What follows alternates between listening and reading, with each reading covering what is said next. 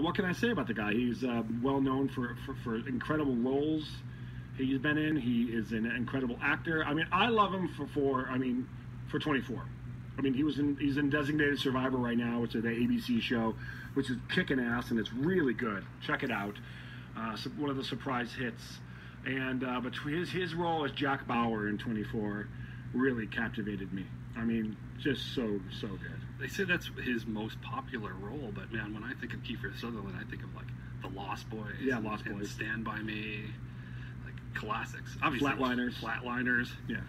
But he said to me in the interviews, like, people come up to me all the time at bars and like, hey man, I'm gonna buy you a drink. And he's like, okay, that's cool. He's like, yeah, but you're Jack Bauer, you're not Kiefer Sutherland. And he's like, oh, okay. He goes, I just roll with that because the guy's buying me a drink. So if he thinks I'm Jack Bauer, whatever. I'm like, that is so friendly. Most guys would be like, you know what, forget it. I'm gonna walk away. He's like, well, he's buying me drinks.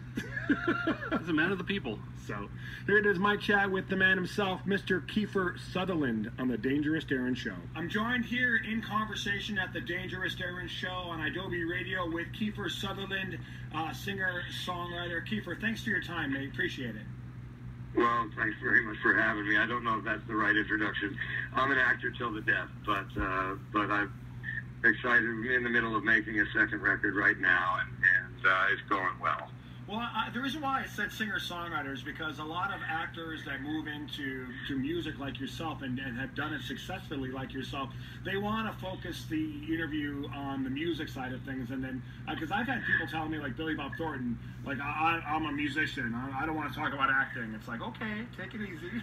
Oh, yeah, not me. I mean, everybody does their own thing. Acting is something that I have cherished in my life for 35 years and will to the day I die. The music, actually, I struggled trying to find what the connection was for me, and because I do find them very connected. And my interest in music is really storytelling, which is an extension of what I'm interested in acting as well. So they kind of all fit the same bill. It's just obviously a very different way to deliver a story. But that's really my interest in it, and I've loved the support that I've had as an actor through the years. So I would never kind of deny that for a second.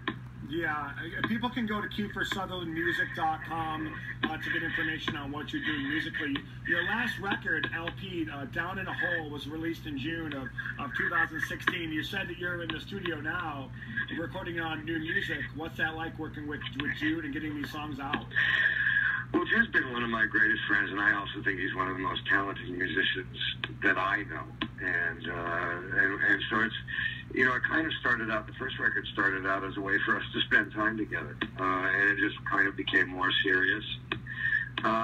Again, the songs are mine, and they're stories that I wanted to tell. The one difference is, from what I've done as an actor is, obviously, you're always playing a character. And the stories that I deal with musically are things that have happened to me on a very personal level through my life. So that's been interesting to deal with. On this record, we've been working with some phenomenal musicians. Brian McLeod is playing drums again. Waddy Wachtel and Dean Parks have both contributed guitars, and Jim Cox is on piano again, and Greg Weiss is on pedal steel. So whenever you get a chance to play or even watch these guys play, it's such a pleasure for me. So the experience has been awesome. I mean, we've just had a really, really good time. I want to talk again about Down in the Hole LP. When you recorded that with Jude, your friend Jude Cole, was that a situation where you had a skeleton of a song or a series of songs, or did you and Jude just sit down with guitars and knock them out from scratch? What's funny is I had about 25 songs just over years of writing and kind of messing around. Back when I had a label called Ironworks, and I went up to Jude's to record 3 or 4 songs, really to send them out to other artists to see if anybody would be interested in recording those songs. And it was Jude, actually, because obviously the stigma of an actor doing music is not great. So it was never something on my radar to do. But Jude convinced me that he really liked the songs and really liked the way they were sounding, and he convinced me to keep them for myself. And then I just fell in love with touring, and so